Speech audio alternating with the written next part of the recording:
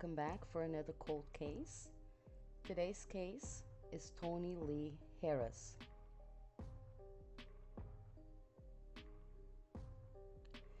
Toni Lee Harris was born on November 18, 1970.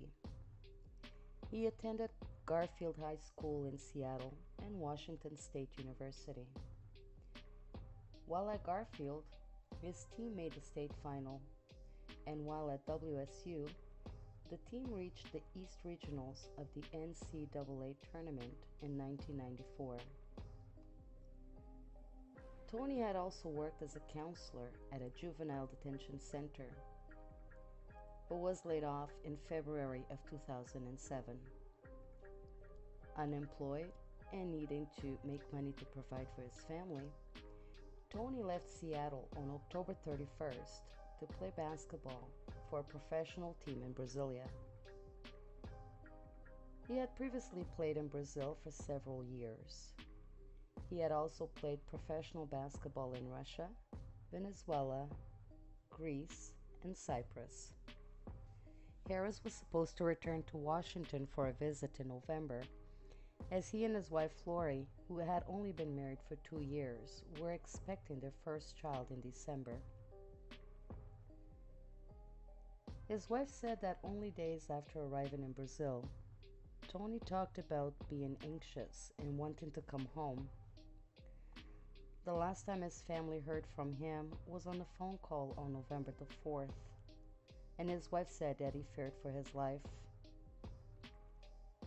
She also said that the last time Toni played in Brazil, he had not left in good terms. He had heard that his old coach had said some things that were not true, and that could have put his life at risk. Toni's team reported him missing to local police on November the 5th and to the American Embassy on November the 7th.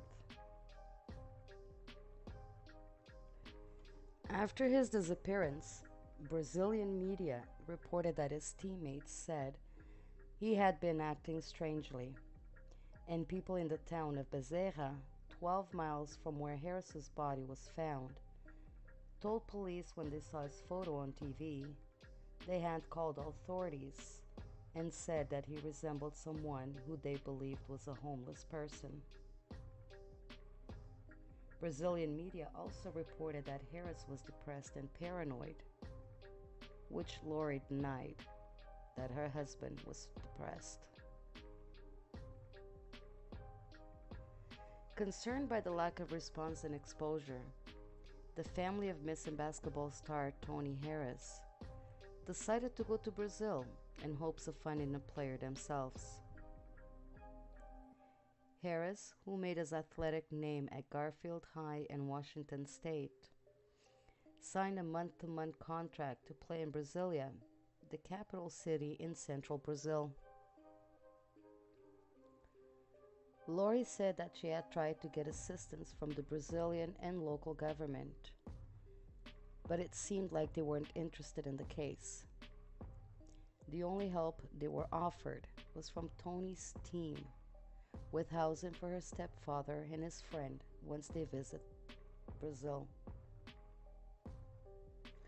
Lori wasn't able to make the trip as she was 8 months pregnant, so she stayed in Kent. In Brazil, teams are required to show identification documents of players to game officials. Since his passport was being held by the team, Toni was prevented from taking an immediate flight out of the country. Until he could obtain a replacement, his plan was to stay at his friend Erica's house, a 2-day trip to northern Brazil. Eric and Toni had become friends when she worked at the hotel where he used to live. On November 4th, Toni used the taxi driver's cell phone to call Lori and tell her that he was in a taxi for an 8-hour drive to meet a bus, where he would then take a 20-hour bus ride to meet Erica. Brazilian Wire Service, EFE, reported that he had traveled by taxi to Goiânia, a city 200 kilometers southwest of Brasilia. From there, Toni hired another taxi for about 460 US dollars to go northeast to the state of Rio Grande do Norte, some 2,500 kilometers from Goiânia. Lori was later told that the taxi driver stopped for gas and food in a small town. As he left to go and fill gas and get the food, Toni stayed in the taxi and waited. And then Toni was gone, leaving behind his computer, his credit cards, and his personal effects. After November 7th, no one saw Toni alive again.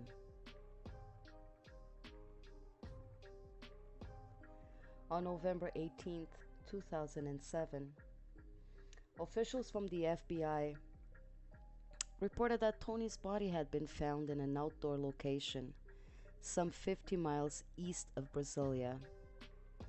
Later reports specified that he had been found in Formosa, in the state of Goiás.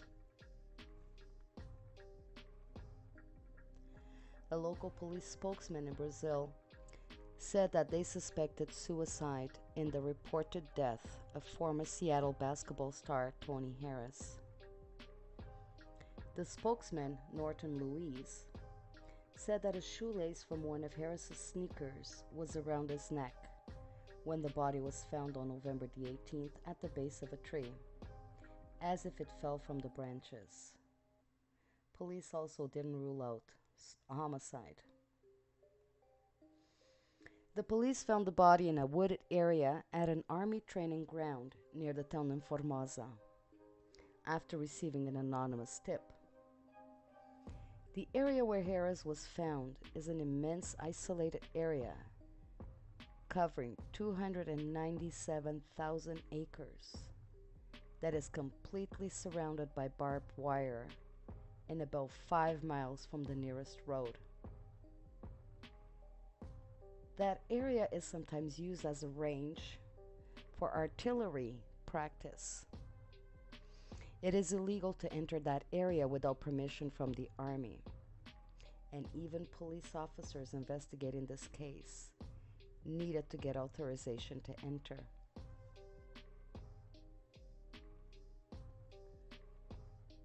Lori's stepfather, who had flown to Brazil on November the 17th, went to Goiânia in central western Brazil to identify the body, but he was unable to do so as the body was badly decomposed. Harris was tentatively identified based on the body's physical description and clothing. Brazilian authorities believed the body matched Toni Harris' description, but were not able to confirm the identity.